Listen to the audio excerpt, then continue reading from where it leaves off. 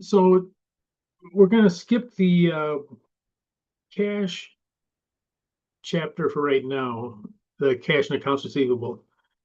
First of all, they're a much shorter chapter. There's a lot less going on in those. I think I'm going to save those till the last. I think that'll be our last test. Will be that. It's basically just a, state uh, bank reconciliation and estimating bad debt expenses. It's a fairly quick one. But anyway, so I want to jump forward to inventory and then get in property, plant, and equipment before we, I want to make sure we get those two in.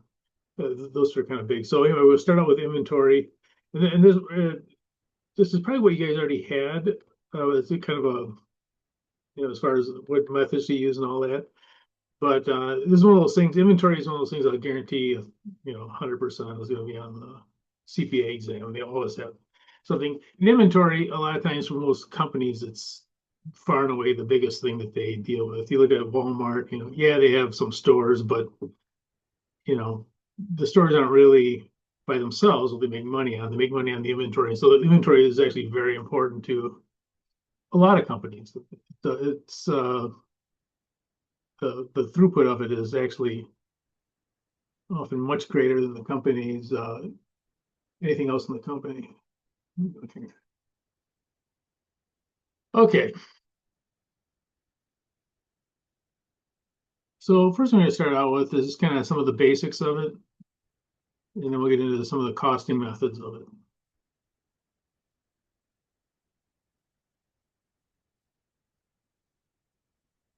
Okay. So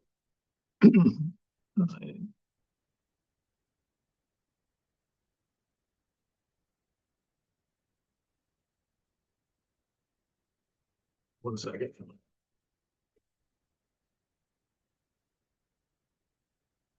Okay, to just kind of give you just a real basic about what inventory is. And grab some. We have toys at my desk. I'm just gonna grab some toys here. I have toy cars. How about them? Okay, so we have toy cars.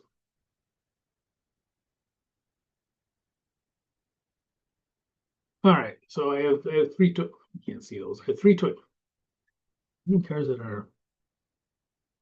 Here we go. I have three toys.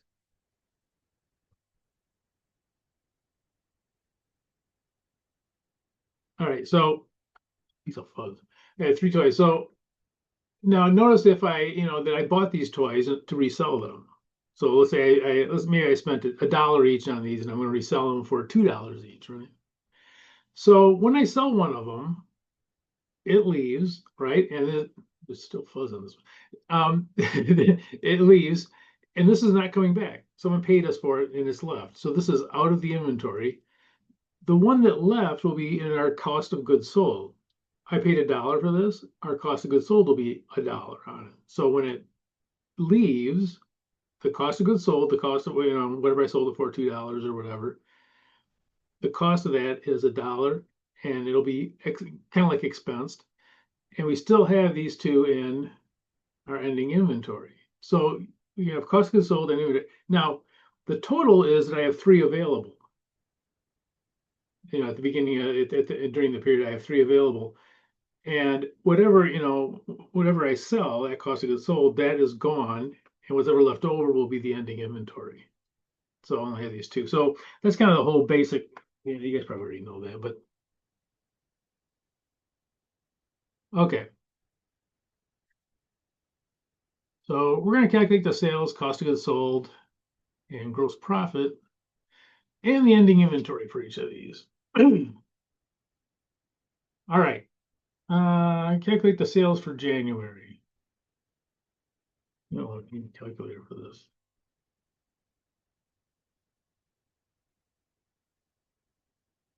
How are we going to calculate the sales?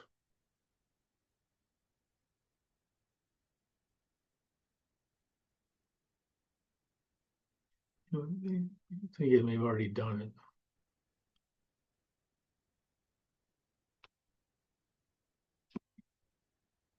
Would you do the purchase inventory, like 140 times 10?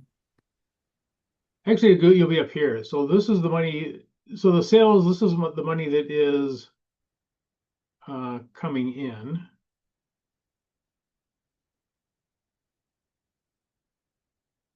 So let's see. Hold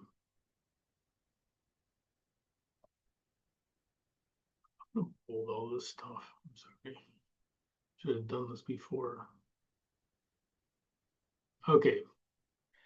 So we're going to have sales. We're going to have our units. I goofed this up.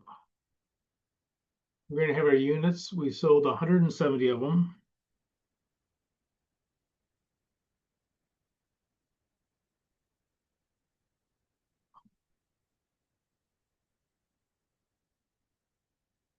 Our sales price was, oh, I said price. I'll say price. The price we had on marked on those was $15 each.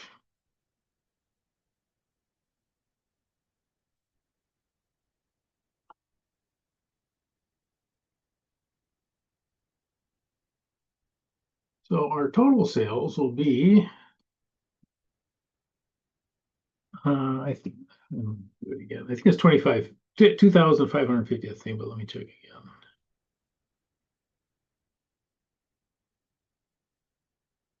Yeah. So this is cash coming in, or money coming in, probably a better way to say it.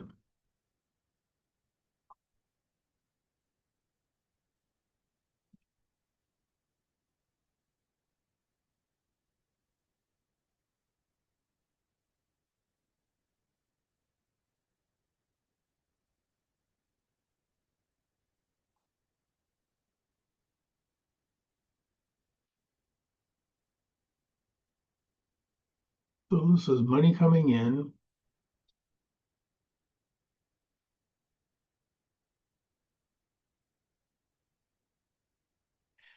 And now the cost of goods sold are going to be the goods going out.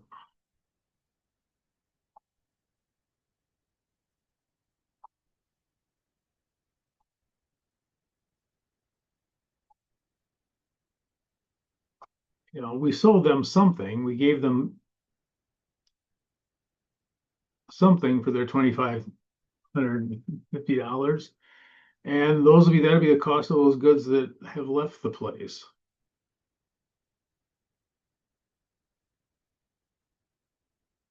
Okay, so let's see. We sold 170.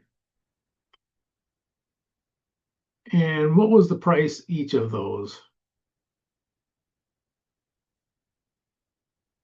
What was the cost? I said it incorrectly. The price was 15. What were the costs each of those? Each cost $10. So we'll come down here and we'll say our cost of goods sold.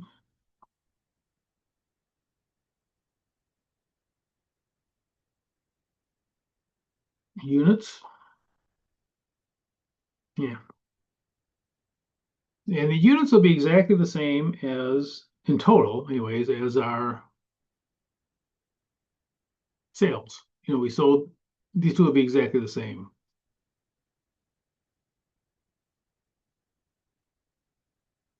Is that too dark on your screen? Does that make it look like it's hard to read? No. Okay. So when I'm watching a video or something, I'll look at it and go, oh my God, what happened? Okay, so our cost of each of those.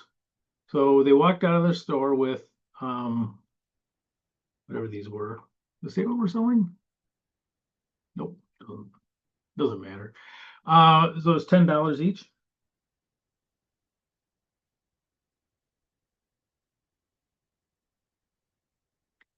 So this is our cost. This is 1,700, and again, this is money going out. In fact, I'm going to put that as a negative right here, even because that's money leaving, or not money leaving the goods. Those are goods that are leaving.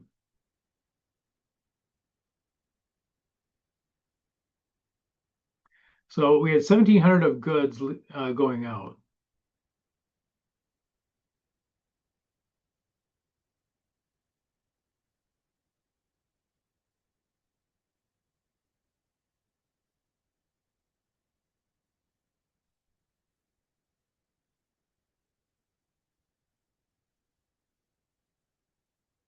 So it's kind of like this. So if we had our items, yeah, I know this is, but let's pretend that, two of these are 170, whatever. So these are going out. There's still some that are left, but the ones that went out, those are assets that we bought. I'm all blurry. Try something here. Yeah. But by the way, if you wonder why I got that psycho face, it was actually a big picture, and I didn't realize that they were going to narrow it, make it really small. Big old. All right. So, the things that have left, maybe like the 1700, we don't have those anymore. We paid 1700 for them, but they're gone. Now we're happy they're gone because they gave us 2500 for them. That's the whole idea of us being a business, but that's the cost of it. So the question is, how much do we make? And that's the gross profit. So we'll take our sales.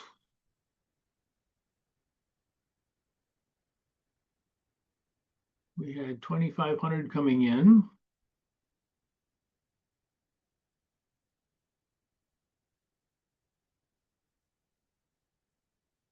Subtract our gross profit. No, cost of goods sold. I'm sorry.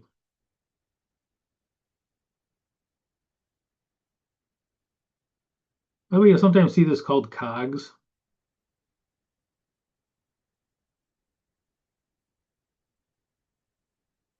Very common.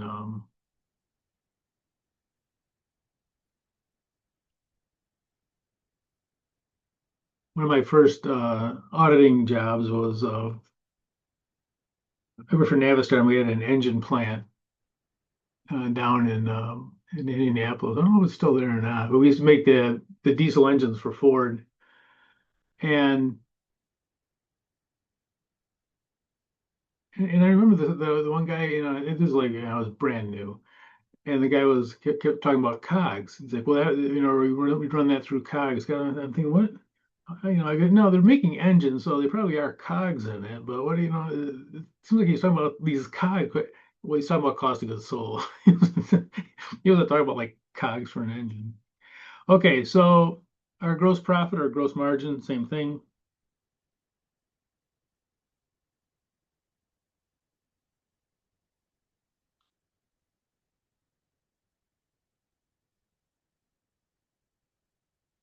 Whatever that. Oops,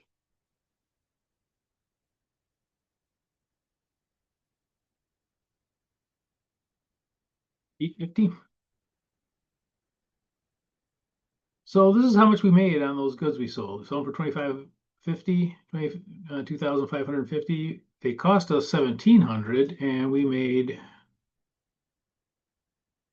850 on them. And obviously you want that to be positive, and the more positive it is, the better.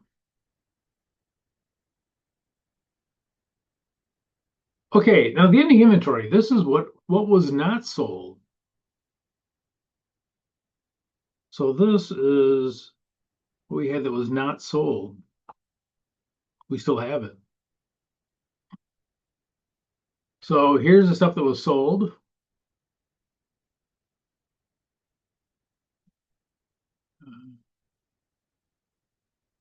And down here, this is what was not sold.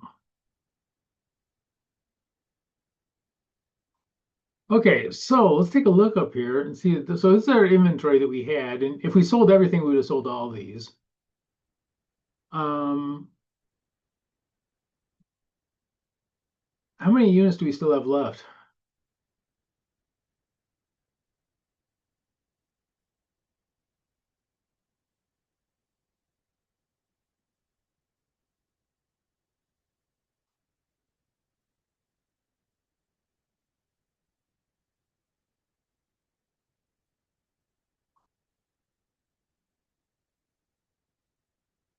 So we'll say this is the available. So we could have sold up to 250 of these. And for all these are at $10. How many did we actually sell?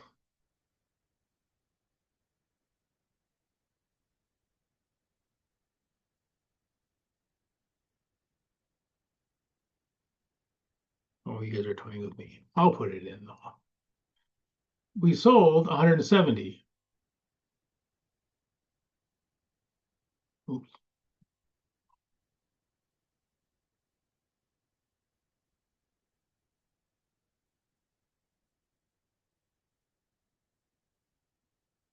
So our not sold was ending inventory not sold.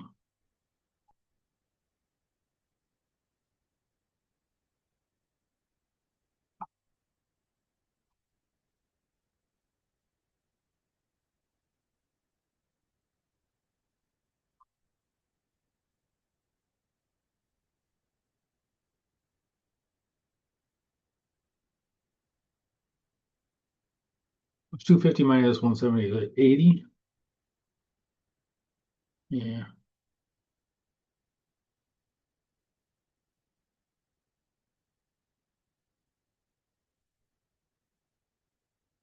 I'm doing the math wrong here. Make sure you tell me. So this is 80, and all these are going to be at the same price of $10. So this will be what we put down here in our ending. So this is our ending inventory. Check that whole thing down. Oh, why not?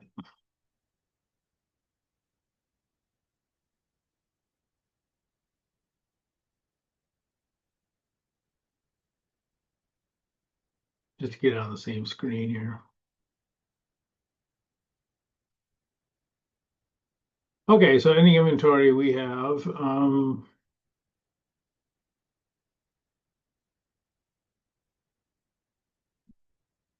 let me do it a little bit differently.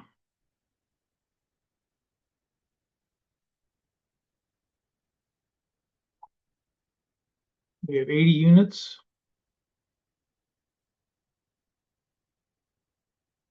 times our cost, 10.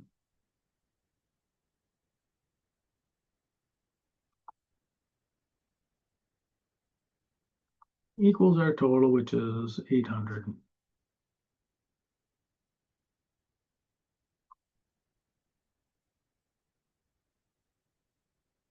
So this will be our ending inventory. So 800 is not sold. We still have it. So of the 250 we could have sold, we actually only sold, well, not only, but we sold the 170 of them.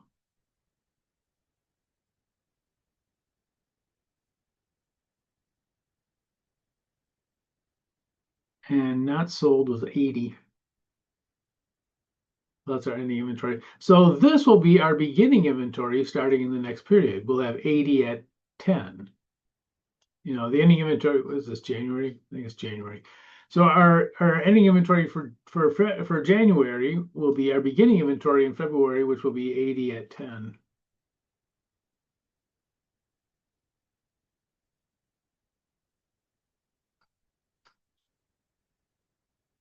Okay. You guys haven't already done it. Let's do the next one. Same thing. A couple more lines here, but everything else is the same. I think I'm going to copy this.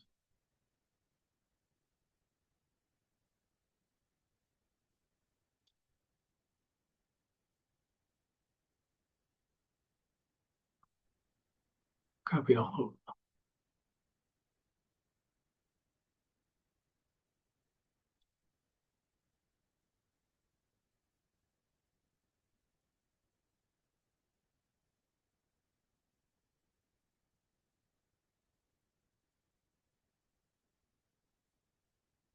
Okay, so here's our sales. $250 each.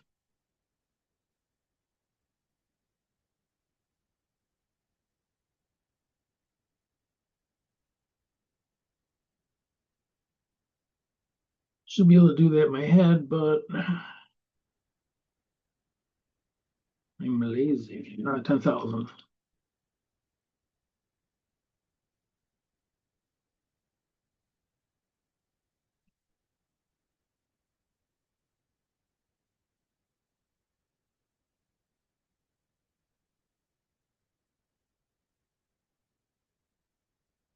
Okay, I'm gonna go ahead and fill this in as we go. So this is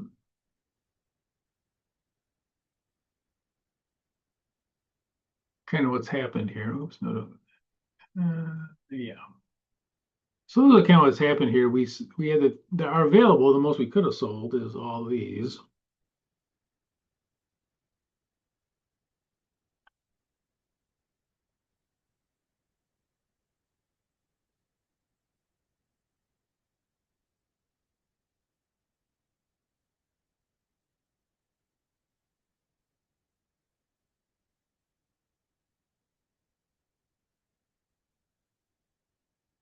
I think it's 240.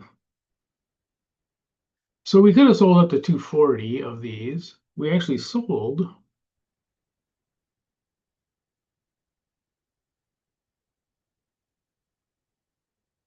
200.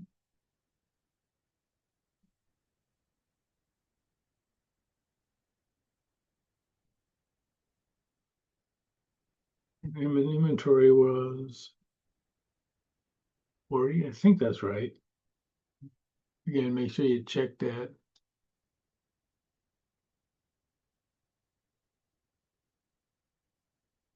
Let me know if I did anything else wrong. You can put it in chat if you want. You want to be a. I know it's always embarrassing. It's like, all right. So we sold 200 units. The cost of each of those was, well, all of them are 20, so it has to be 20.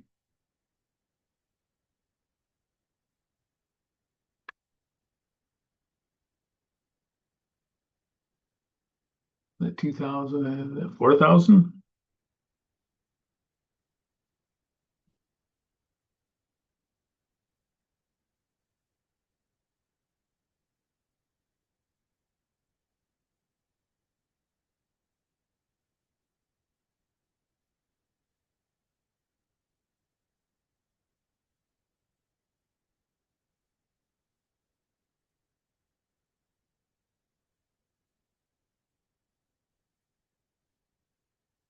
And so coming down here, 10,000 came in,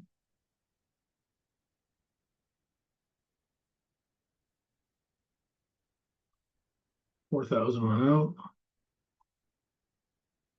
And our gross profit or gross margin would have been 6,000. Okay.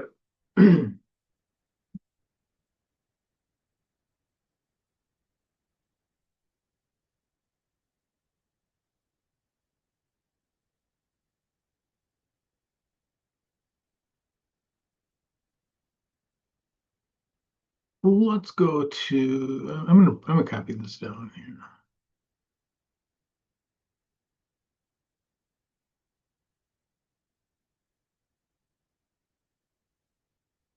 I'm just doing this to keep on my, you don't have to do this, obviously. I'm just doing this to, because of, showing on my screen here. Okay, so here's our ending inventory. We have 40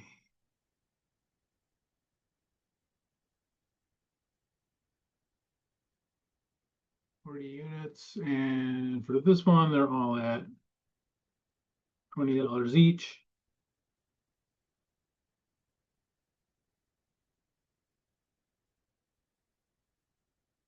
Okay.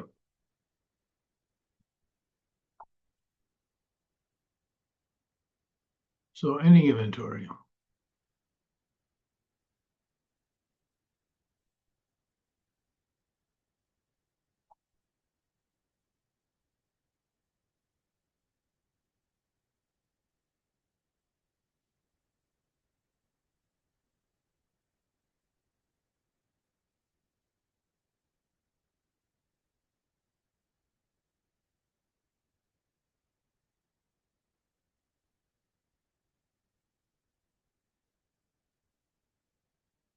Oops,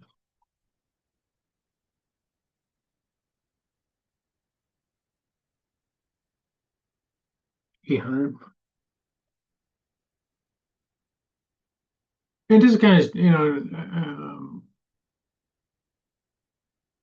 to kind of show you where you'd be going. So this gross profit stuff, the sales, cost of goods sold, gross profit, this would be the income statement stuff.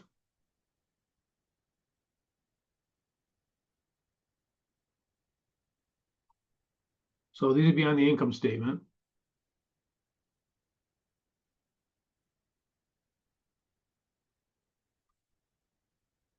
The ending inventory will be an asset on the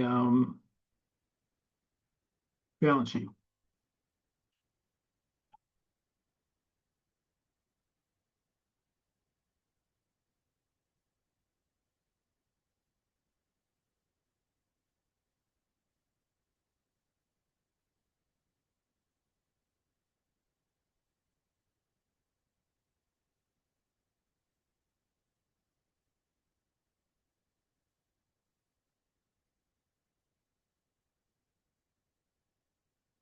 So this will be an asset.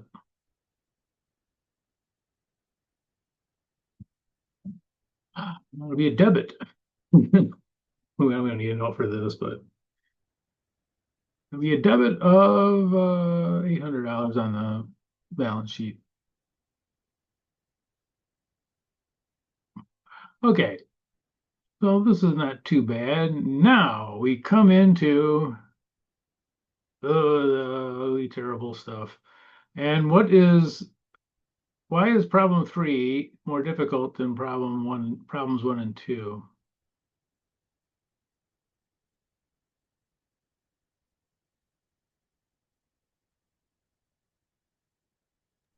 Would it be because it's either by like the month or like the year to date or the month to date? Yeah, it's at the month. The problem we have with this one is this. Oops, it's my lousy formatting. No, the problem we have is this. The costs aren't the same. We have these two different costs here. And notice it'll make a difference which ones we sell to figure out how much income we have. So if they're all the same, like these were all the same, it doesn't matter. Whether you picked one from here or one from the end, it doesn't make any difference. They're the same price. When the prices change, it becomes more difficult. Now, it doesn't have anything to do with the selling price. The selling price is easy. Whatever somebody handed you, that's the selling price. Here's $35. Okay, that's the selling price. There's no discussion on that one. But now, which one did you actually sell them? Or how do you get the cost for what you actually sold them? Okay, so this is actually one of the problems we have in accounting is that, well, and you may or may not know which ones were sold. These are just sitting on the shelf and they're all exactly the same, but you pay two different prices for them. It's, probably not obvious. Did you sell the $20 one or the $23 one? So this is the problem we have. And we have to make an assumption. Now, this is what they call an allocation problem. How do we allocate these costs to the cost of goods sold? And I'm going to give you a really broad, I'll do it here.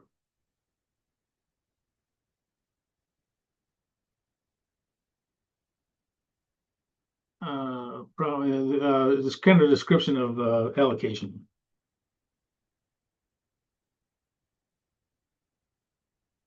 Anyway, underlying.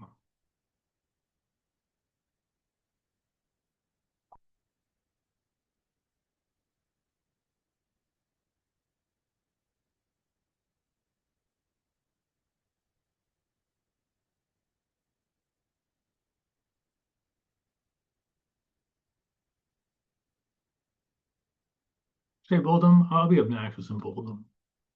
When they're big, they're bold, that they're big and not obnoxious and that they're important. Must be systematic,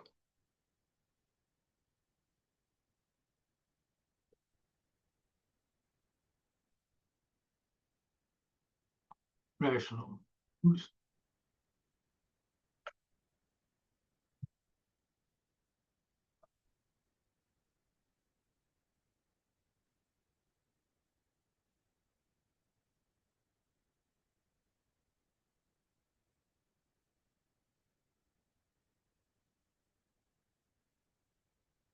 So allocations, and by the way, this goes for,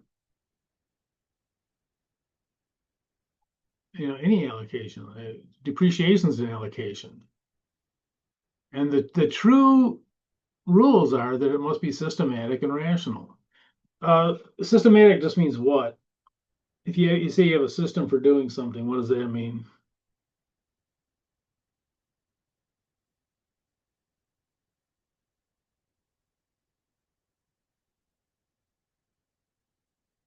So if I say I have a system for whatever, I have a system for mowing my lawn, what does that mean?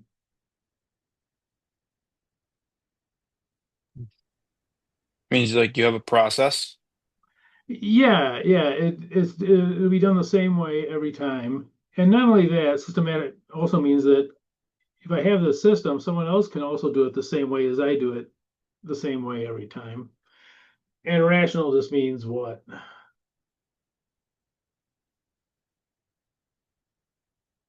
It just means that it makes sense. Okay, systematic means it's done the same way every time. Doesn't matter who's doing it. There's a system. I mow the front lawn first and the backyard second or whatever. That's my system. Not very sophisticated, but anyone else can do it too. How do you do it? Well, I mow the front lawn first and mow the back. Okay, we'll do that. So systematic and rational. And it makes sense. I don't know if mowing the front lawn is rational or before the backyard is.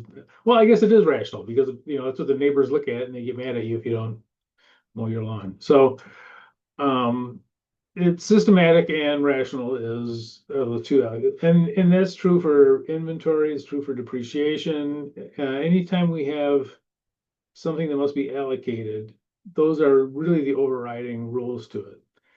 Now, there are some that are kind of pretty much standardized that we do, and the one we're going to look at first is first in, first out. And this is kind of the way inventory probably really behaves in a retail setting, anyways. The first one that you get in is going to be the first ones that you sold. In other words, the oldest ones get sold first. And notice too, if our beginning inventory is 70, anything that we sold between January 1st and January 10th must have come from this beginning inventory, right? It had to have. We didn't have this one yet. So if I sold something on the 7th, it couldn't have come from this one. No, that's in the future. Jump in the time machine and go in the future and sell it. So it's going to be, it'll have to come from this one. Okay. And there's one more thing I'm going to talk about. Yeah, we have to talk about this.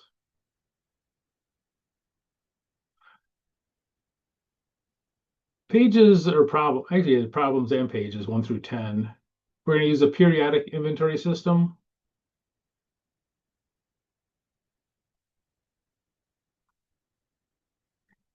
And that's that they calculate the cost of goods sold at the end of the period. So first in, first out, and then we're also going to do it periodically. So at the end of the period, we're going to do it.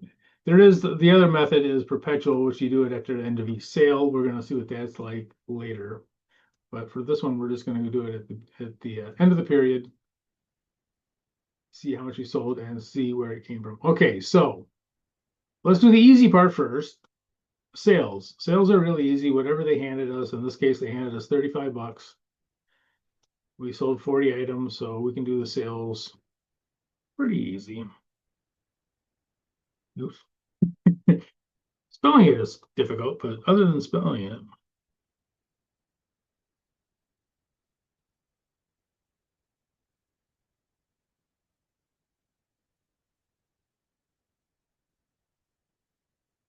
so sales really easy.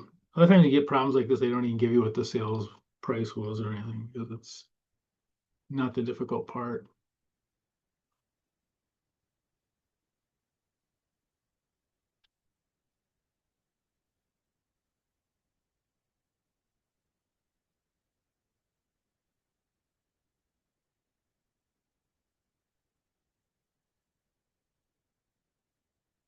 Oops.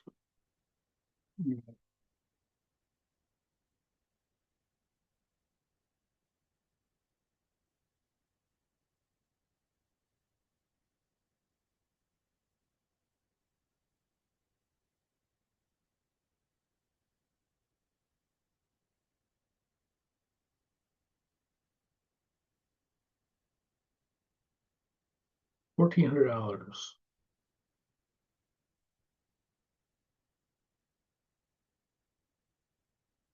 Oops. Okay, so this is the money coming in, same as before.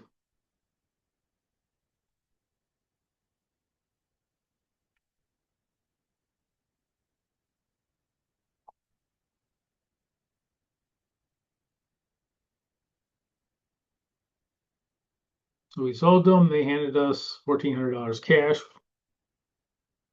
And they took some of these units out. Okay, now the method we're going to use is called first in, first out, FIFO. And it probably is the most accurate as far as how inventory actually flows. You know, the first ones in are the first ones that you sell. The last ones in are the ones that are still on the shelf. You know, and if you think about like a grocery store, you know, they can't sell milk that's been sitting on the shelf for 2 years, right? The first milk that comes in is the first milk that gets sold, and they don't put the milk, you know, the new milk out until the old milk or whatever is sold. So the first ones in are the first ones out. You know, the last ones that are sitting on the shelf, that's the newest inventory that you have, and that's, you know, in most businesses, that's the way it is anyways. So, you know, when the shelf is empty, they'll put more on the shelf, and so the first ones that are there are the ones that are sold. So first in, first out is probably the most accurate as far as the actual flow of inventory.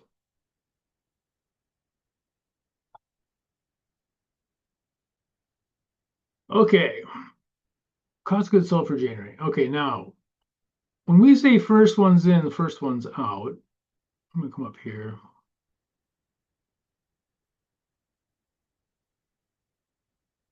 I'm gonna make it giant because I want to make a giant statement. First one's in, first one out. Now, when we say out, we mean sold. So first in, first out is really first in, first sold.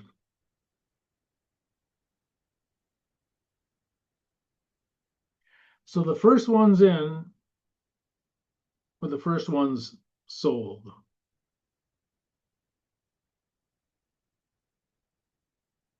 Okay. And you know it's true because it's got big obnoxious letters on it. Coming down here, we have these two layers of inventory. So here's the layers of it. Now layers is, you know, I don't know.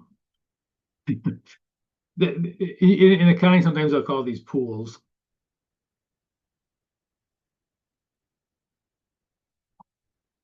Pools of inventory, which I don't know, isn't much better than layers, I guess. Oops. Okay, so we have these layers of inventory. Which one of these two layers was the first ones in? Was the beginning inventory on January 1st or the purchases on January 10th? Which ones were there first?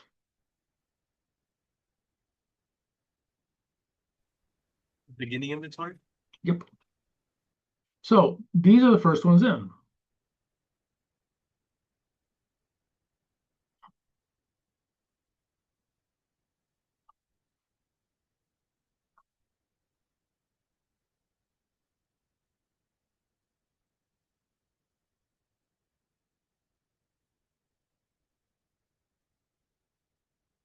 So we're going to first use these to see if we can get our, it looks like we can. So we sold, so the first one's coming out of this layer. So we sold, what do we do down here?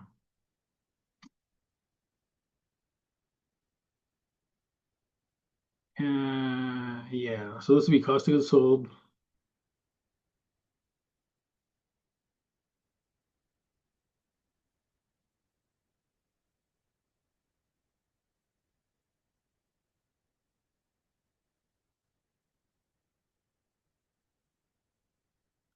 And I'm going to do this a little bit differently. Actually, I'm going to move it down one.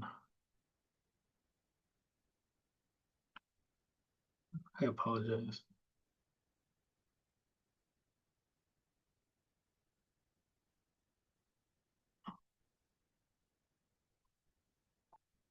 Okay, we need the cost of 40 units.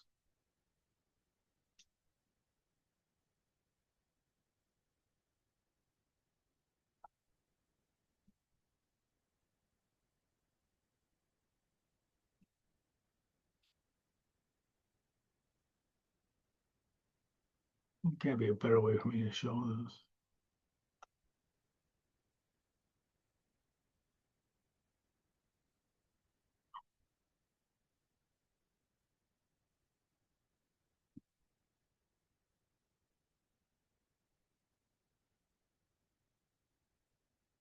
Okay, so let's go to I think I should do this. I'm sorry, I'm gonna change this one more time. And I do apologize. I'll do it better on the next one. Okay, we need to sell we sold 40 units, so we need to find the cost for those. The first layer we're going to go through is here. Now, remember, we only need 40 units. So are we going to take all 70 or only 40 of them for the cost?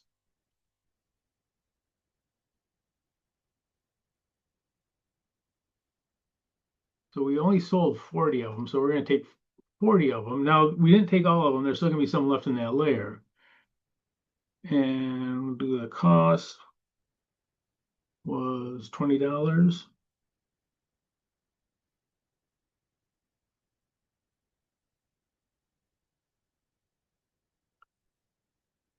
Now we found all the costs for our units that we need. You know, these two are going to be the same.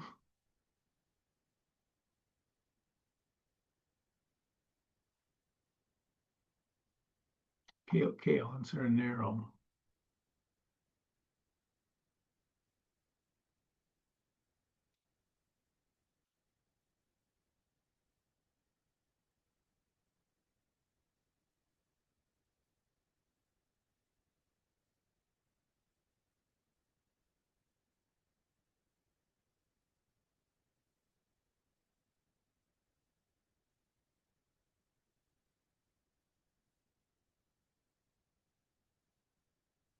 And this is going to look kind of silly, but how many do we still need to find the cost for?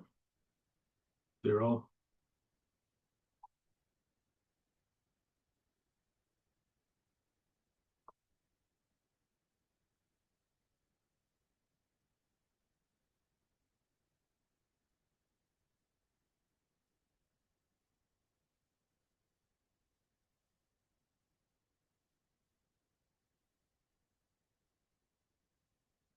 We got all of them. Okay, so our total here will be 800. So 800 worth of inventory left the place. I'm going to go back up here just to kind of close this out a little bit. So here's what's really left.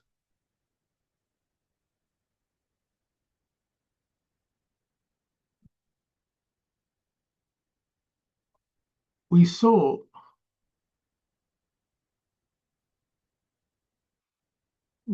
40 units.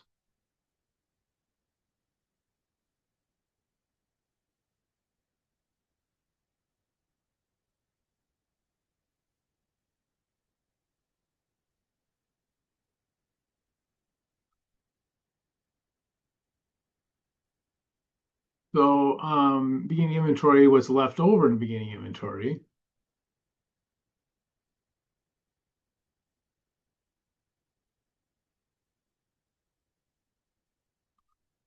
will be, we still have what, 30 in that?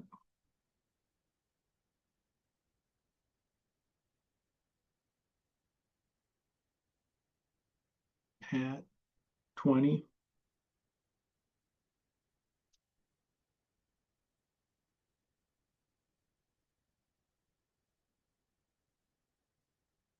So this is gonna be our new ending inventory for that first layer. And these ones that are sold, they're gone, they're not coming back. They're out of the, they've left the building. So this is really what we're going to have for our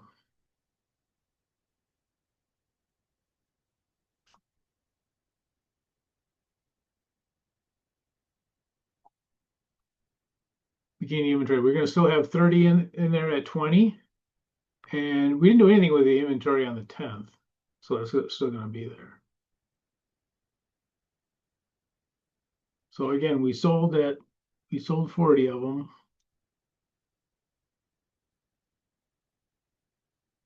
Hey.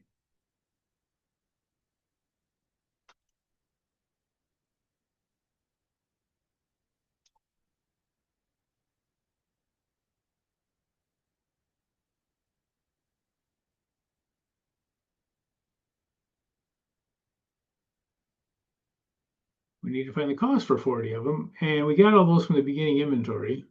Doesn't always work out that way, but all right. So let's go down to our gross profit. Gross profit is easy. It's the same thing we did before. Sales.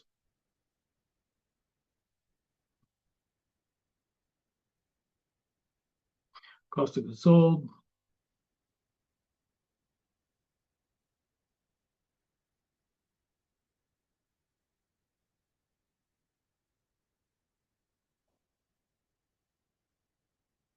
And this will give us our gross profit or gross margin, same thing.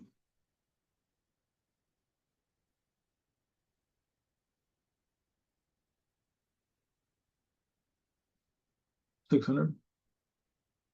So we made 600 on these.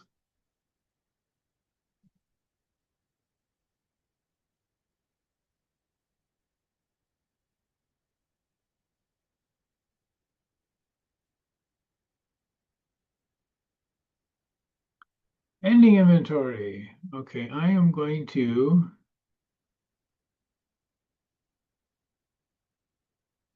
I'm gonna copy this whole thing now. Do I have room to copy it? This no, I know I gotta cut and copy. I need room. What idiot made this so big? I have room now.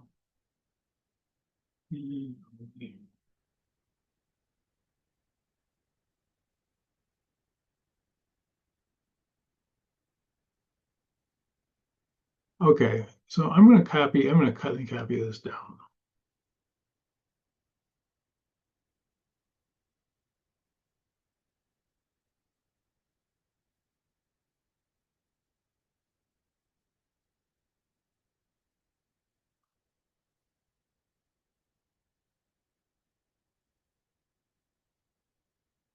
Okay, so our ending inventory.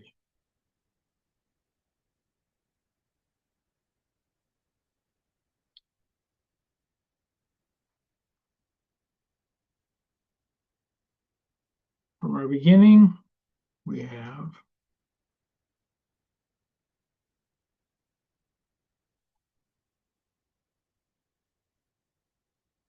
30 left. Oops. Oops.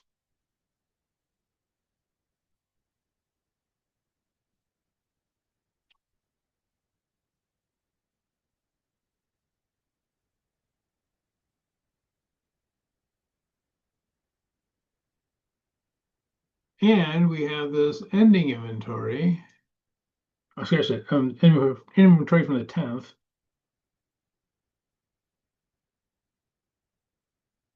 We have 50 units times 23.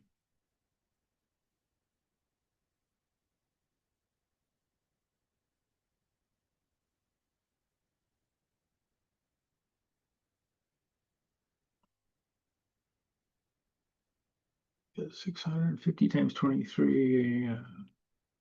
Should be able to do it in my head, but I'm not up to it right now. So we'll do 50 times 23. 1150.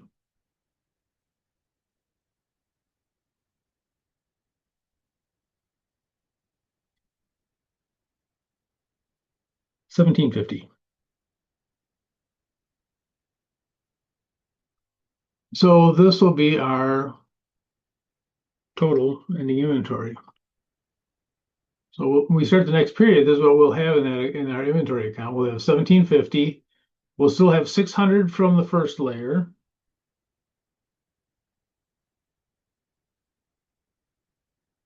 We'll have 1150 from the second layer. So this is the total we'll have in that account. So this will be in the inventory account.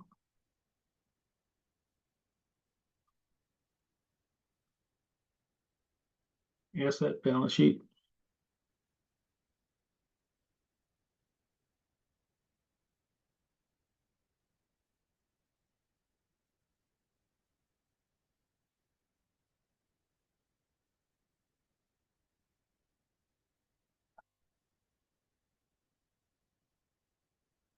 And the next time we go around, we'll say, okay, the first one's in, we're still these ones from the first, whatever other ones we buy in the period will also be in there.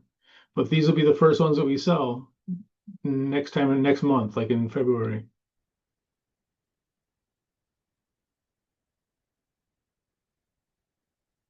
Yeah, I'll tell you what, we'll take a break and I'll tell you what, I'll give you a little extra time. See if you can do this, see if you can do this one, and I'll just kind of talk through it. You come back, I'll do it a little bit quicker than I did the first one, but so I'll be back at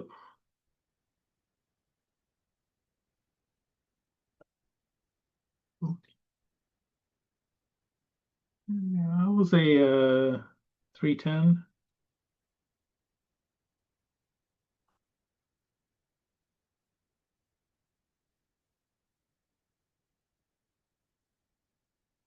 And try the one below.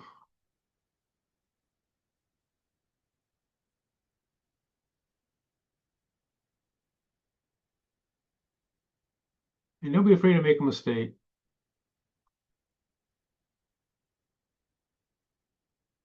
You only learn from mistakes.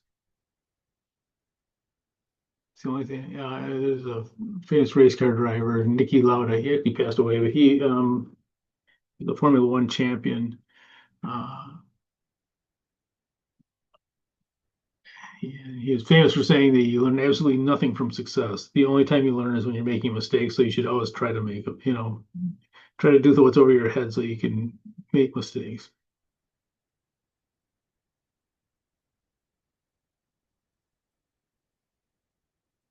Yeah.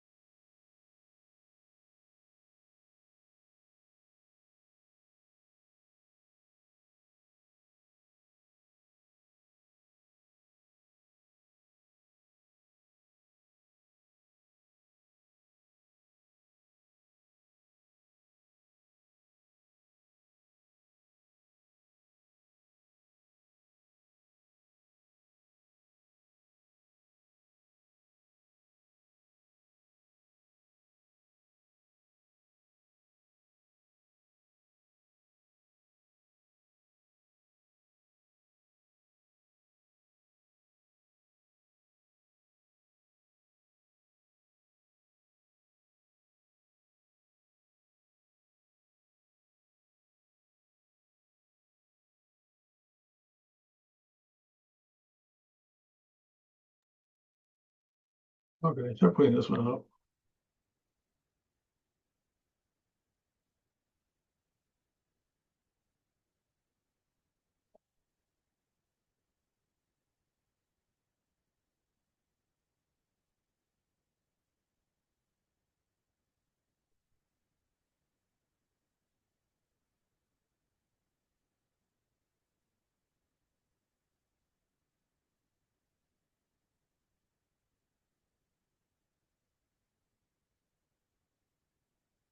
$1,800. Turn on the calculator. Oh, good thing I did. It's nowhere near what I said.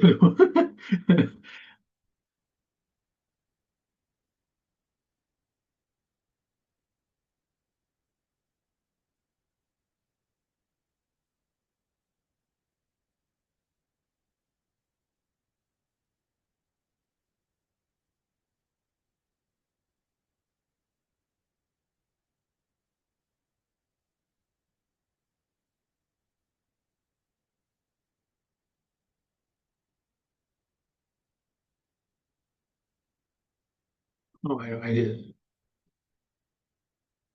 Yeah. Okay. All right, now,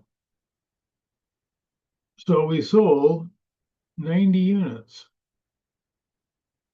Coming down here, we're going to see which one. Oh, yeah, well, let's jump all the way down here. Those would be cost of goods sold.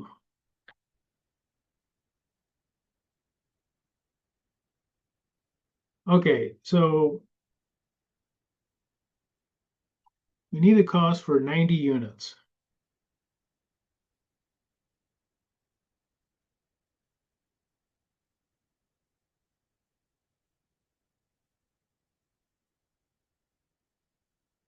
And here's the first ones in.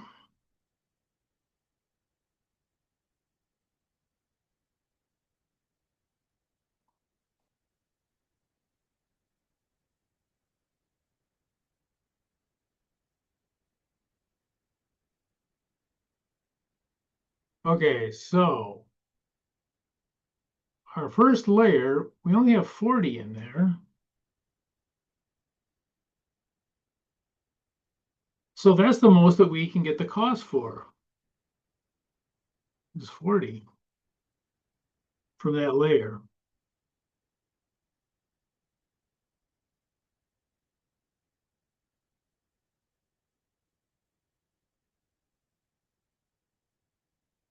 $20 each.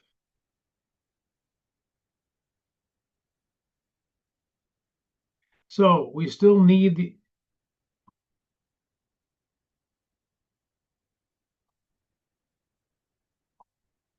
how many units do we still need the cost for? 50. Yep. How should I do this? I'll go like that. All right, so we sold 90. We still need the cost for 50 of them. So we go to the next layer. Now, this next layer has 70 in it. Do we need all 70? We just need 50. Yep. All right. Do we have to put the need for cost, or can we just put the purchase of inventory, or like connect there? Now, however you want to do it's fine with me. As long as you keep track of it, by the layers, it should be okay. So let's see, we need 50 at 25. So we can take out 50 of the rest of the 50 will come out of that layer. And we'll figure out the ending inventory in a second. And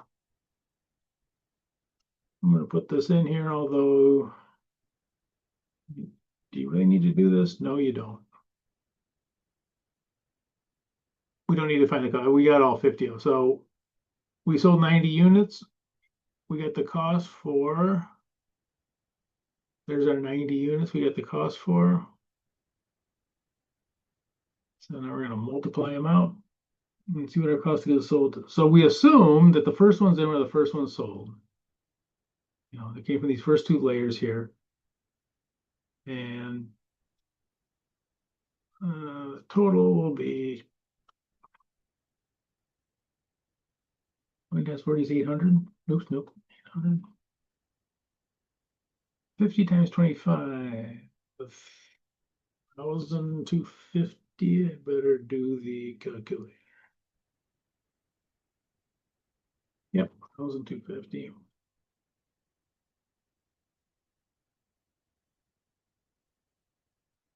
So this will be our total cost of goods sold. 2,050. Is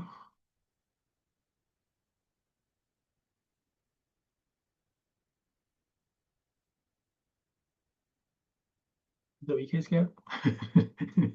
Yes, sheepishly. What do you got? I'll make it green. How about?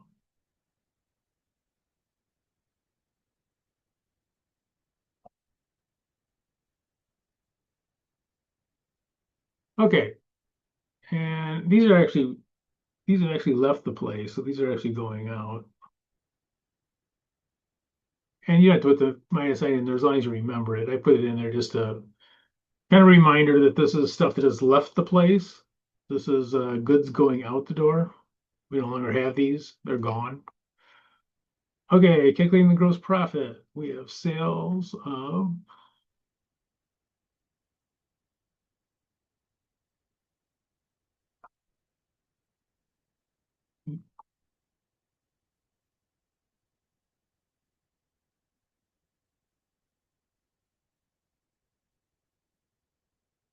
our cost of goods sold.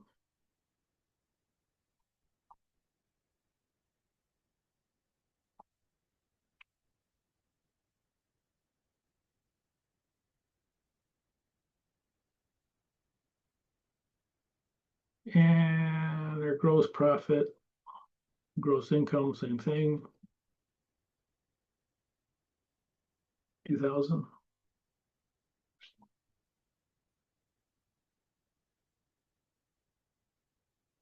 Okay, so this is,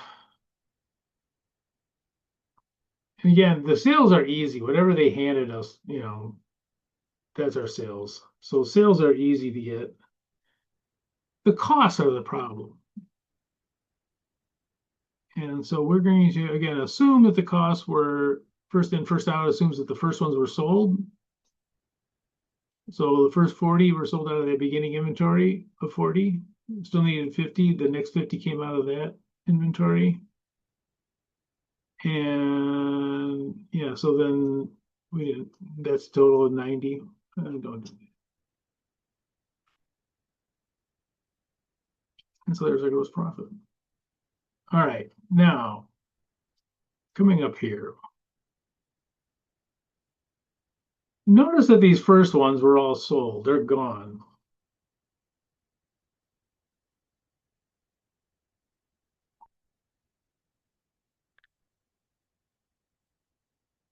And they never come back.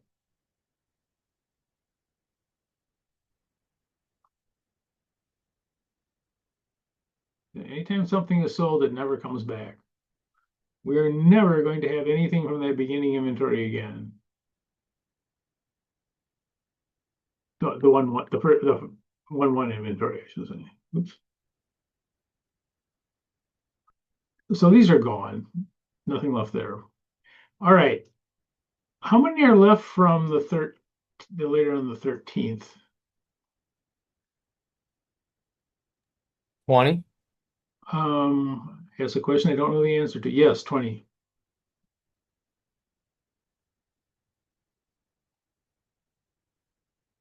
So we sold 50 out of this layer.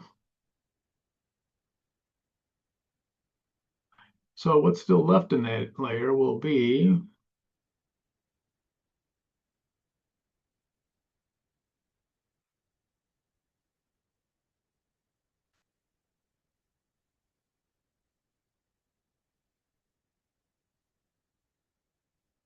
$20. So we'll still have 20 at 25 in that layer.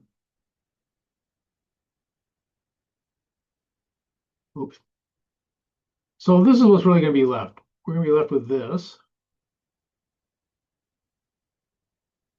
And we didn't sell any of those.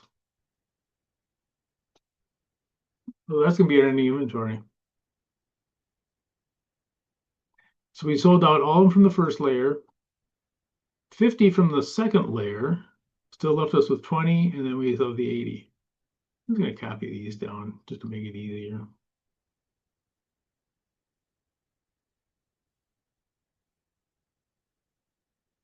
Oh, I'm out of space. I'm out of space big time. All right. I should probably make these handouts a little bit more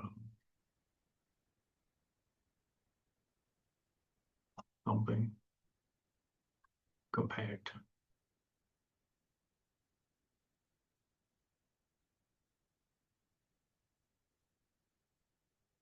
Okay, so this is what we have left.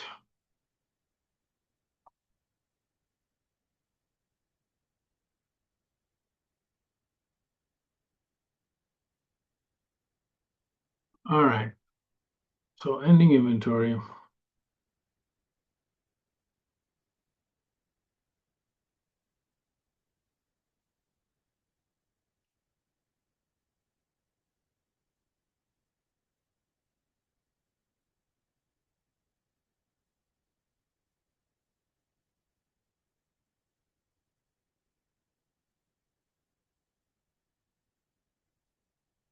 So 20, 25. And we still have some from here. Actually, we still have all of them from there. We have 80 at 30.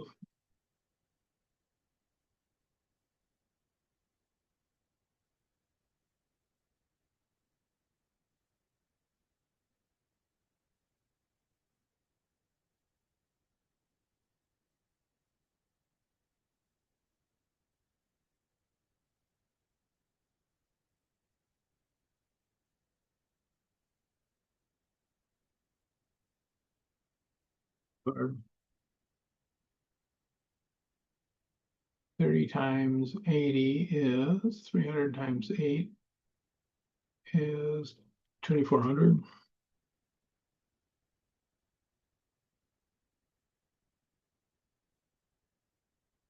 Yep.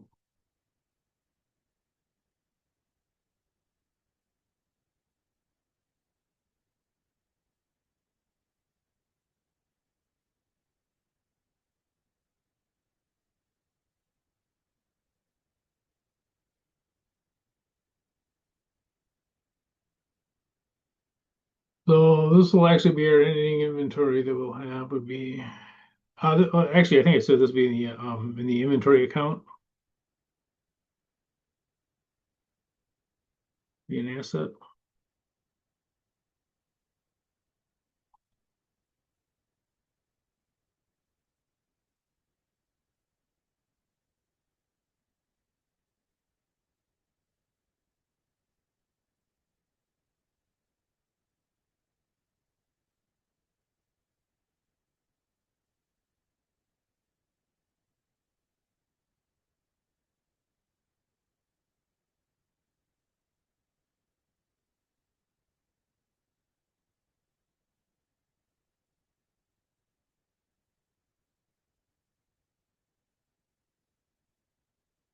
Okay.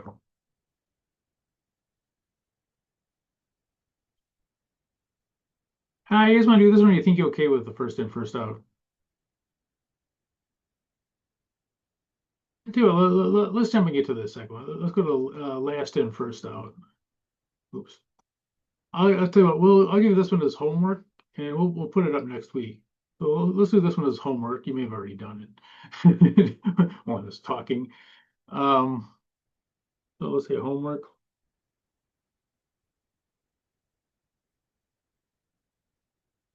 I'll let you guys do that one on your own. Don't be worried about making mistakes. One more thing I want to tell you too. I should probably put it in tonight. late work is accepted without penalty. Oops. Hold on.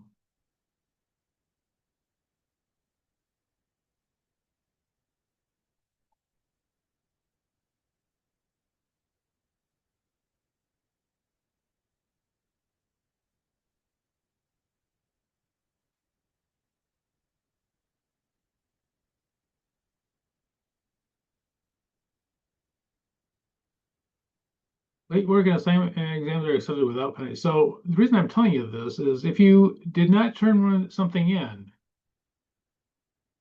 you still can and still can get full credit for it. Now I'll do this all the way up until the end of the term. Obviously, at the end of the term, it's almost the end of the term. But you can get them without penalty if you turn it in before the end of the term. So don't think that just because you didn't turn it in, you don't get any points for it. I can't turn it in now. Yeah, you can. You can turn it in any time. And when you do turn it in, you can also put in if you're worried about, gee, I don't, I got in pictures or whatever. You can turn in 10 pictures of it. And if you did it on notebook paper, that's fine. If you did it on notebook paper, you don't print it out, you put it in notebook. That's fine. Just take a picture of it and turn it in. So you can always turn these things in. Don't worry that, the due date is really there so that I can put a grade up. And so the people that, you turn it in. Now your grade's going to look bad until you get it turned in. But, once you turn it in, your grade will bounce back. So don't think that you can't turn something in just because it's late. You absolutely can. Without penalty. Nothing is taken off. Okay, back to this. We'll do this as homework. We'll put it up next week, but give it a shot and don't be afraid to make a mistake on it. All right, last in, first out. This one is kind of the oddball.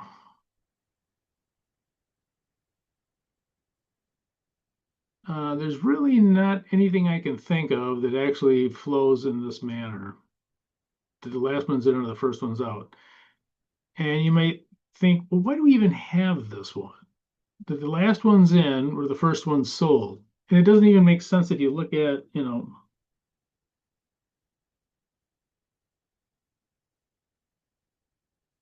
if you come down here, for example, we sold 40 at 30. This is actually the same thing as problem number 3.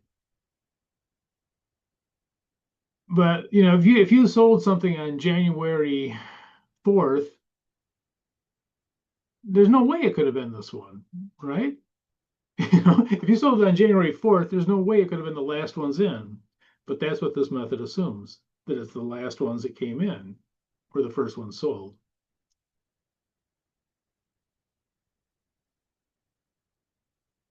And the next thing that pops in your head is probably, well, that's stupid. It's actually a kind of an econ theory. And that's why we have this. By the way, this method is not allowed for international accounting.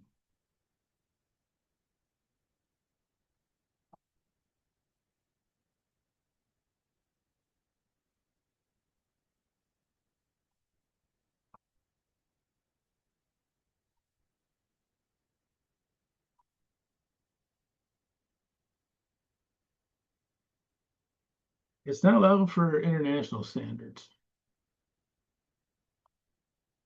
But I'll tell you what the theory is behind it and why it's used in the United States for a while. I don't know if it's still this way, but it used to be for tax purposes, companies were required to use LIFO. So you had this odd thing that you'd have a company that's required to use LIFO, even if they're international companies, they're required to use LIFO for taxes, but they were prohibited from using it on their financial statements. Okay, so here's the idea behind LIFO, last in, first out. Economists will tell us that the latest price is the most accurate and gives the most accurate income. So the latest price that something, that's shown is actually the closest to, our best estimate of what those items or products, whatever, really were worth. So it's a theoretical thing that the last ones in have the most accurate pricing. So those are the ones that you're going to sell because we want the income statement to be as accurate as possible.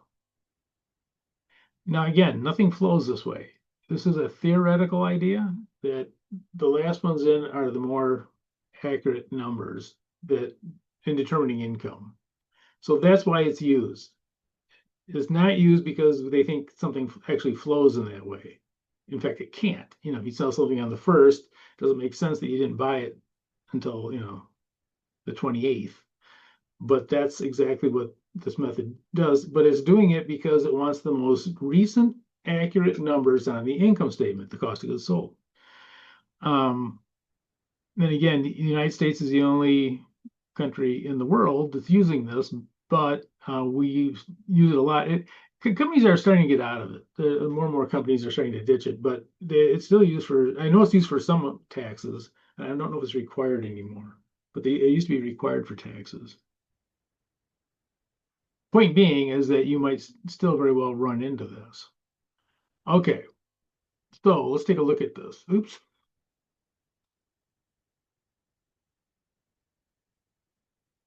We sold 40 items at 35. This is exactly the same as problem 3.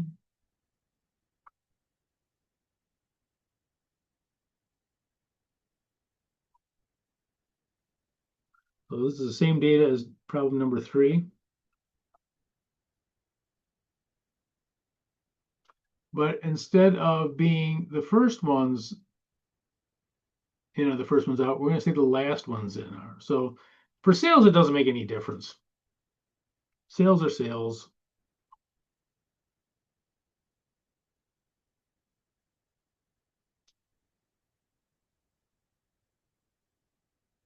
Oops.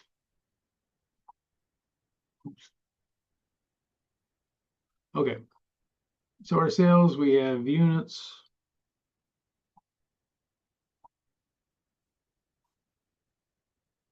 $40. The price. All right. No, I'm not.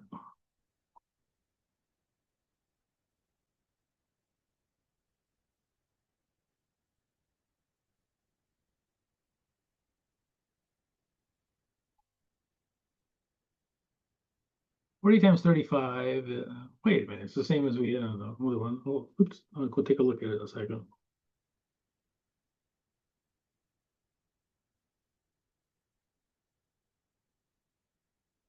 1,400. You should remember that.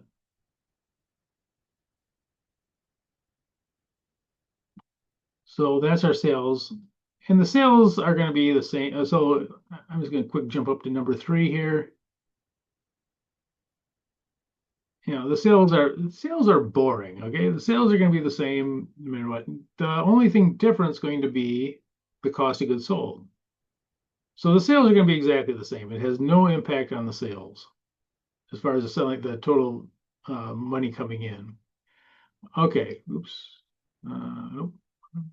Here we go. Okay, so which ones were the last ones in?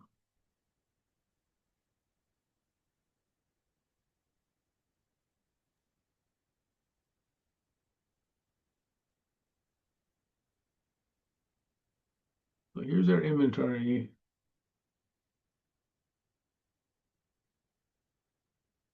Yep, very good. Yeah, these are the last ones in. The last ones in are down here. So this is the ones we're going to assume were sold first. And we have to set aside our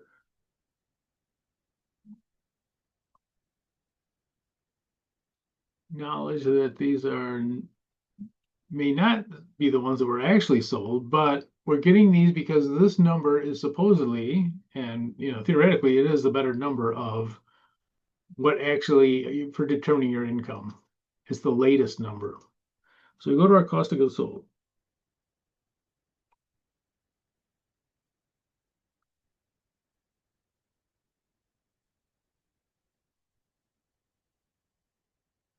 What did I say before? Can't remember. Need cost 90. Okay.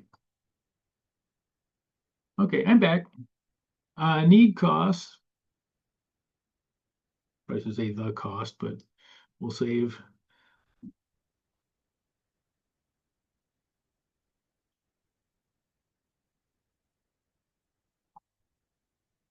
Okay, so these same units we have here, we need to find the cost for those.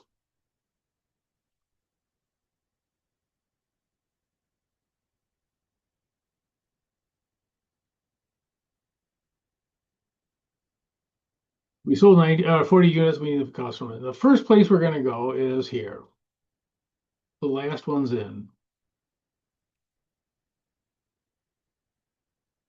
Okay.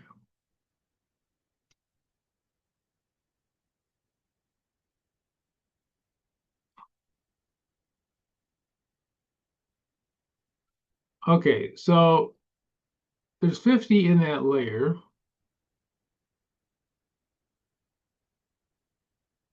We don't need all 50, we only need how many?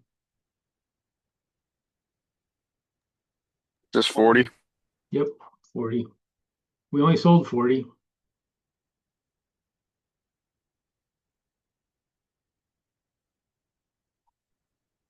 And the cost of those was $23.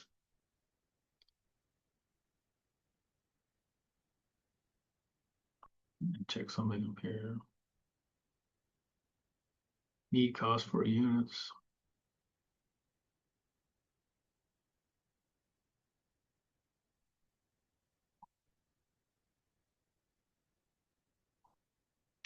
And again, this is gonna look silly, but I'm putting it in anyways because I'm a silly person. So we don't need any more cost. So yeah, the 23. So all we need is F23. So this will be, and the total will be over here. P times 23 is some number. You guys probably knew that.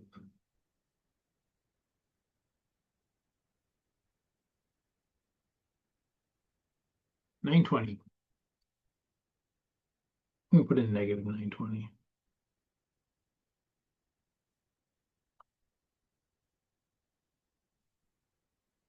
So this is our cost of goods sold.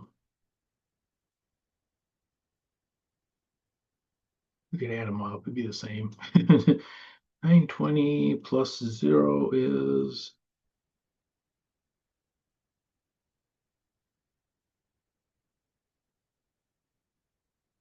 okay. So we come down here to do our gross profit. Sales exactly the same as before. 1,400 coming in.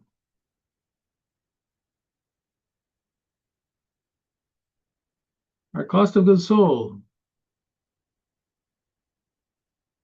Now, these are probably not the actual cost of goods sold as far as which ones we actually sold, but these are theoretically the better price, the more accurate price as far as determining your income. And so this will give us our gross profit or gross margin, same thing.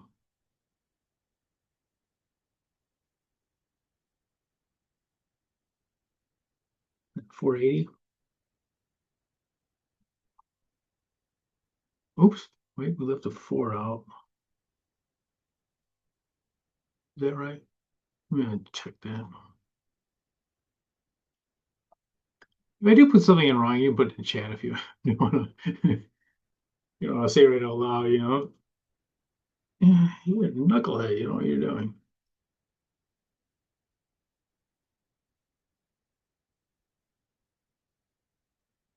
Now, notice, so we're saying that the last ones that were the more accurate as far as the actual income, the theoretical economic income, the more accurate one is the last one's in the 23. And it does change our gross profit. If we go up to number 3, let's see what our gross profit looked like for that one. And so there's our gross profit for that one, 600. What was the one? 480. So it's different by whatever. And economists will tell you that this is not, the 600 isn't the best number, that the best number is 480. Practical, some people may say, well, okay, but those are definitely not the ones we sold. If we sold something on January 2nd, those couldn't possibly come from that layer on the 10th. But theoretically, this is a more accurate number. Okay, so let's go back up here and see what we have left. Okay, we still have the 70 at 20.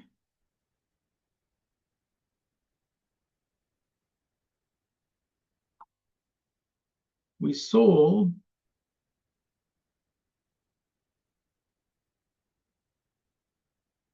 what do you sell? 40?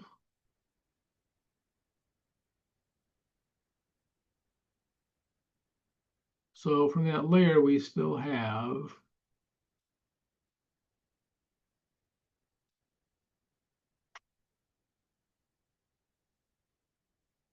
10.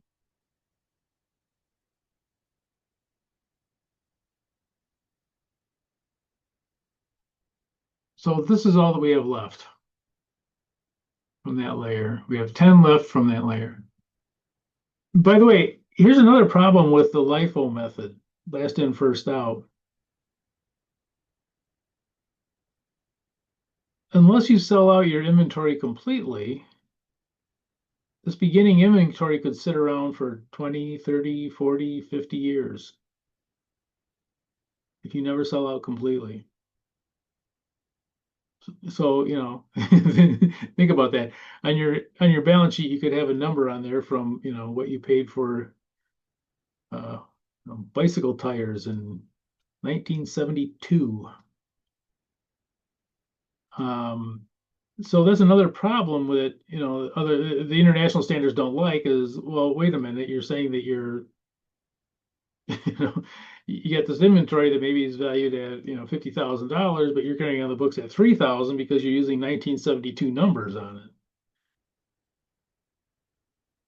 So, you know, there are, again, there's some problems with this that come about from using this method. Okay, I'm going to copy this down. I'm just going to take the two that I need when I get down there. Blah, blah. I need space. I need space.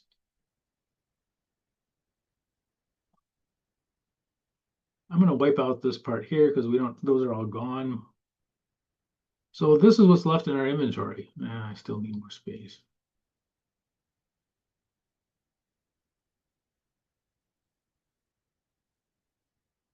There we go. So this is our ending inventory.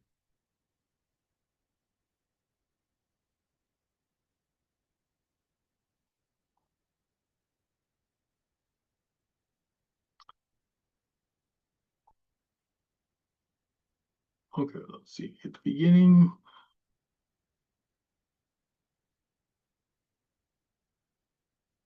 these, we don't have all these left. They kind of got,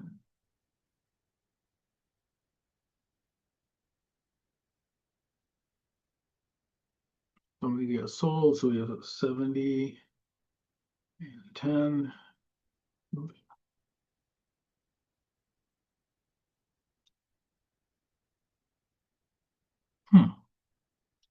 We determine the sizes times 20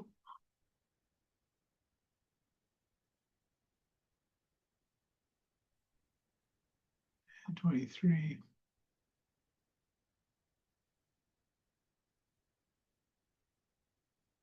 1,400.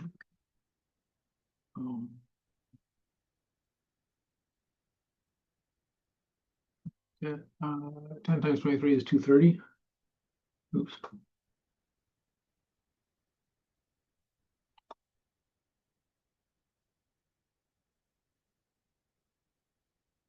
This week is so funny. It's like almost like everything is. It's not my stuff. It's stuff for other people. Also, it's all due this week. I'm like either helping with them or they need my stuff from it. Like, what, you guys all get together and do it like this week? So this will be our ending inventory. This will be in the inventory account. Asset balance sheet.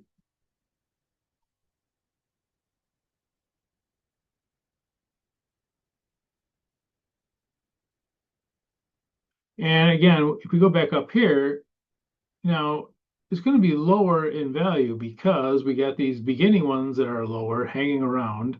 Like I say, part of the problem with this method is those may be hanging around for 20 years or more. So 1630. And here it was 1750.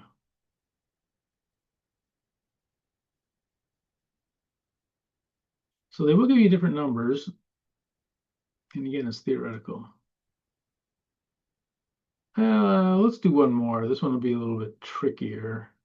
We'll do this one, and I'll give the other one as a take home. We'll do this one together, though. Let's do number 7. Is that right? 7? Yeah. Okay. I'll do the hard part. Sales.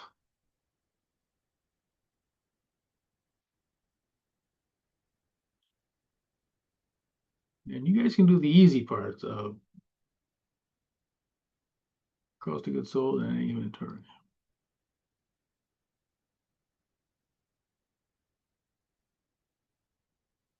Oh, okay, I'll do it too. All right, so sales and so the price again, sales are not difficult in general.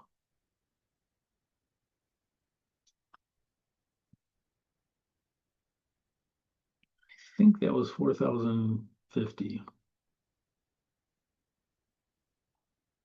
It'll be exactly the same as problem number 3. No, 4. I just lied to you guys.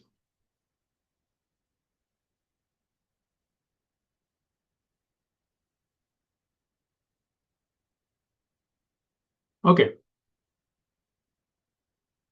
So this is exactly the same as before. La la la. Last one's in.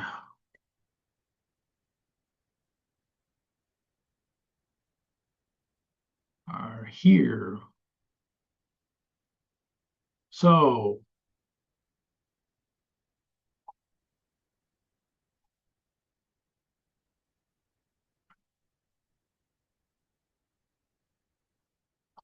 need cost 90 units.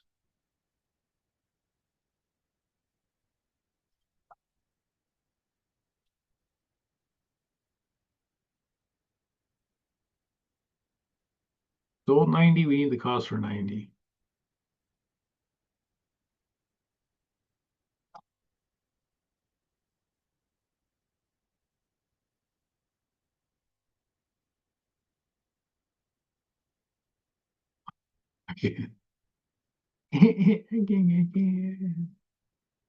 I'm gonna leave it. Okay, you guys get the idea. It doesn't make any. Okay, so first place we're gonna go here.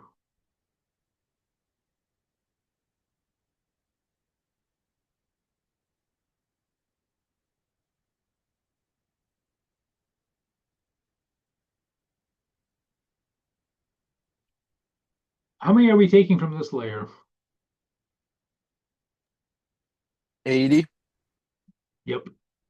There's only 80 in that layer, so we'll take all 80 of those. And the cost is 30.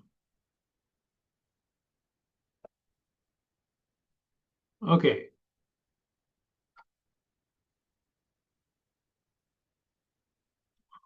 We still need the cost for some more units.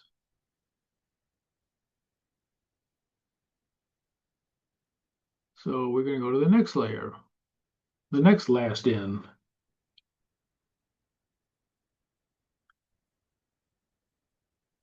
Oh, I'm sorry, wait, I didn't put that in. We still need the cost for 10. You guys see how we got that? So 90 units, we found the cost of 80 of them. We still need to find the cost for 10 more. So we go to the 13th.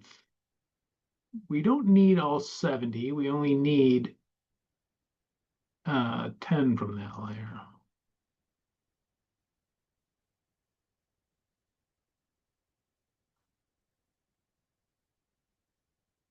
$25.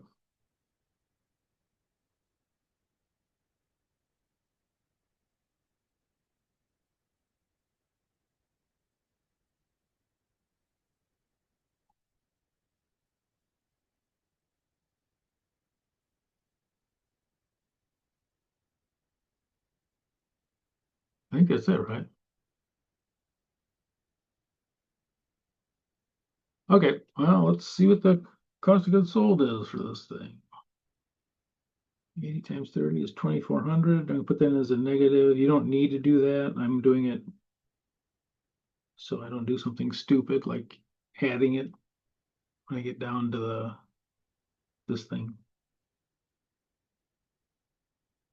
10 times 250 is, I know I said it. 10 times 25 is 250.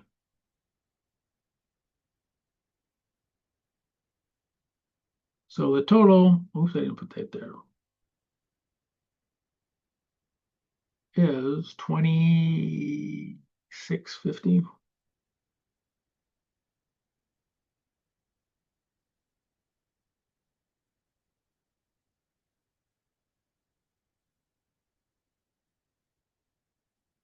Oops, negative 2650. Okay, so coming down here, we have sales.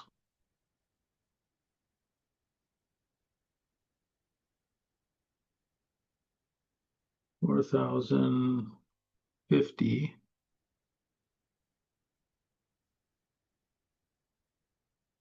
We have cost of goods sold.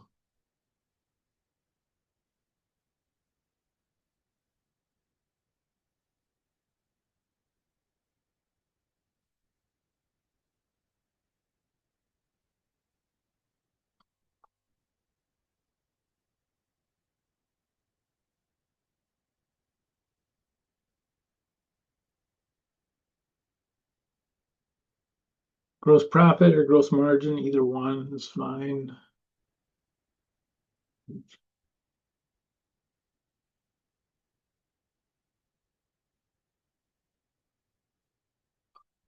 $1,400.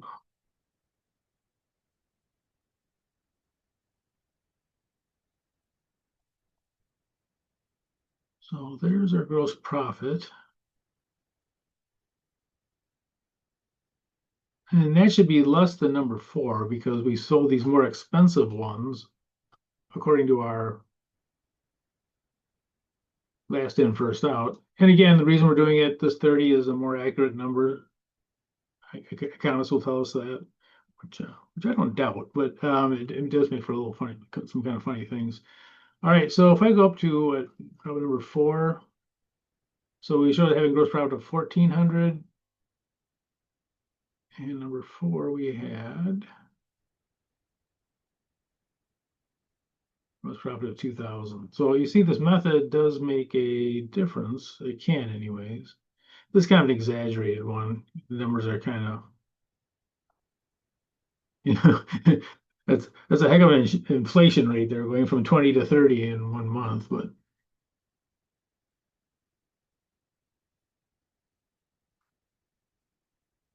okay, ending inventory. So let's see up here. The last purchase, I'm gonna get rid of that. Okay, so we sold 80 of these.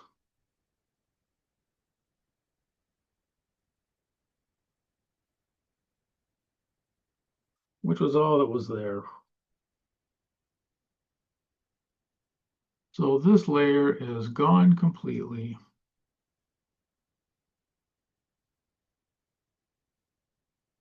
And a wise person may ask, do we really need to put that in there? No, you don't. I'm putting it in there just so we know that there's nothing left in that layer. Okay, so we go to the next one though. We sold, how many do we sell from that layer?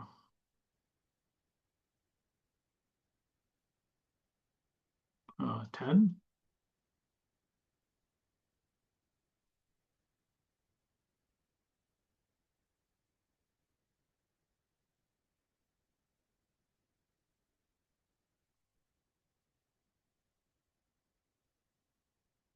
So from this layer, I'm gonna make this red just because I can.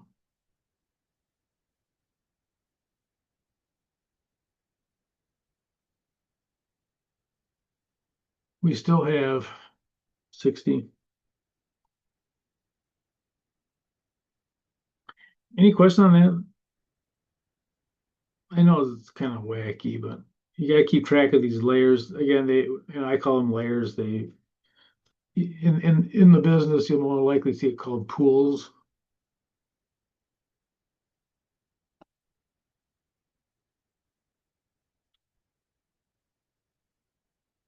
Cost pools. But you gotta keep track of these layers. So the only layers that are left are gonna be this first one, and this one. You still have 60 left in that one. So I'm gonna copy this down and I'll clean it up once I get down there. Time to get more space.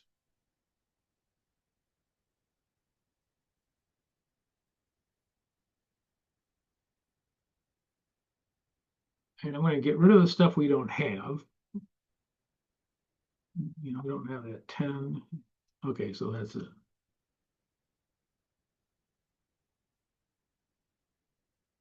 All right, so let's see, ending inventory.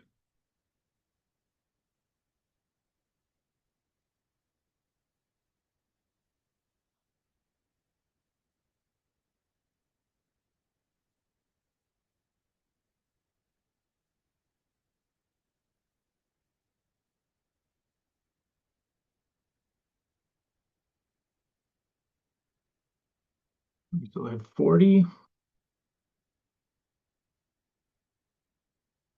Hey, why are you like that? Don't be that way. There we go. 20 and 25. Oops. Times. Times.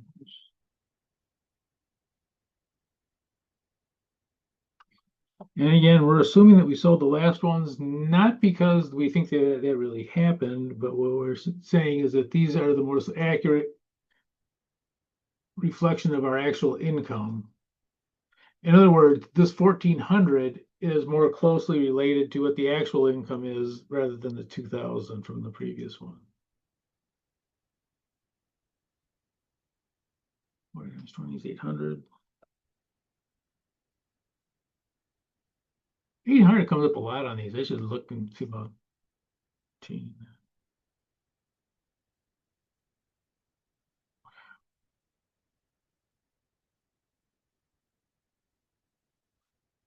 $1,500.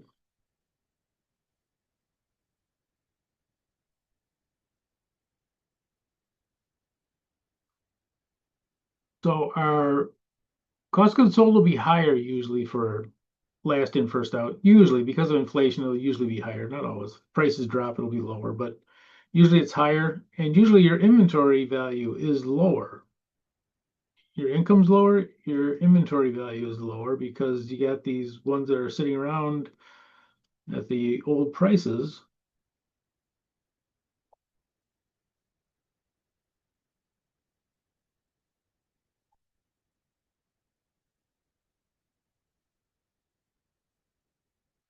Inventory account has to be a debit on the balance sheet. So, it's got a positive balance, obviously. You can't have negative assets.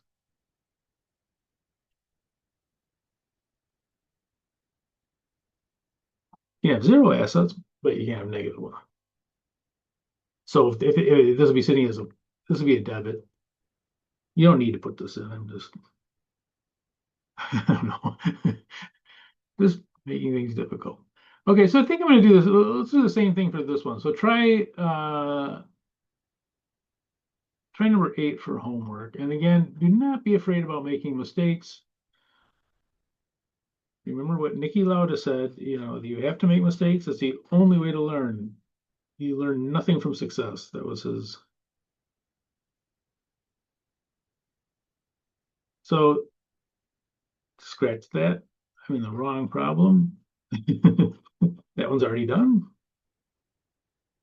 See, I just made a mistake and I learned from it.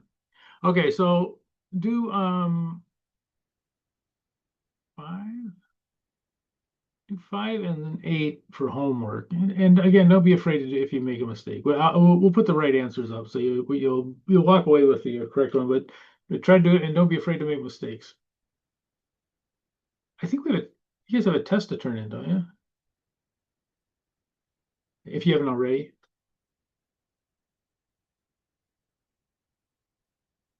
no, that.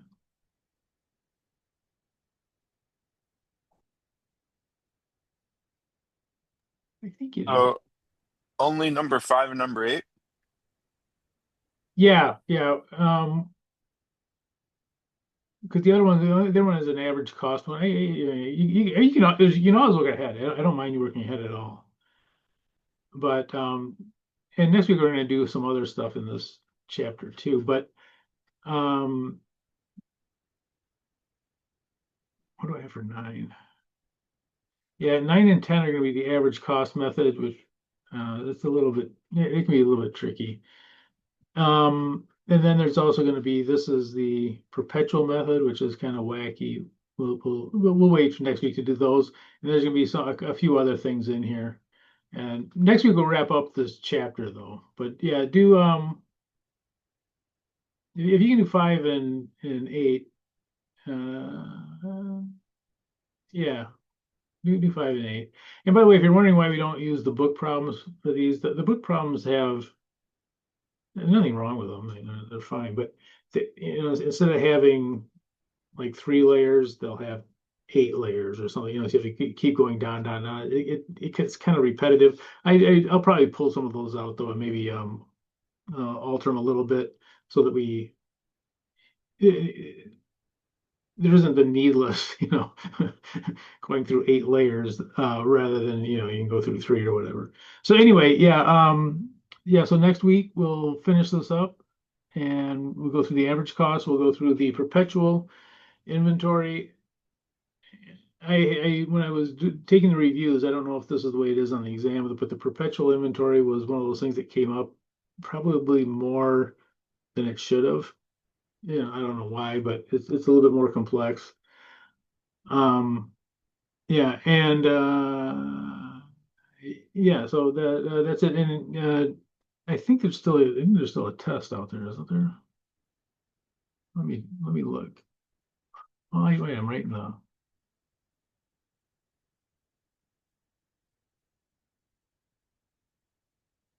Yeah, there's a test due tomorrow, the 5 and 6 exam. If you already turned it in, then hey, you're ahead of it. But if you haven't turned it in, go ahead and make sure you get that turned in.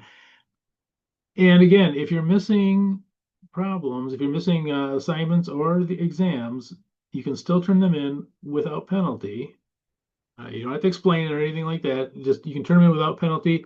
It'll show up on my screen as being, is showing being something that needs grading, and I'll go ahead and grade and put the grade in. And again, your grade's going to look bad until it gets turned in if it's late, but it will once it gets turned in, it'll bounce back. So and don't be shy about turning in homework.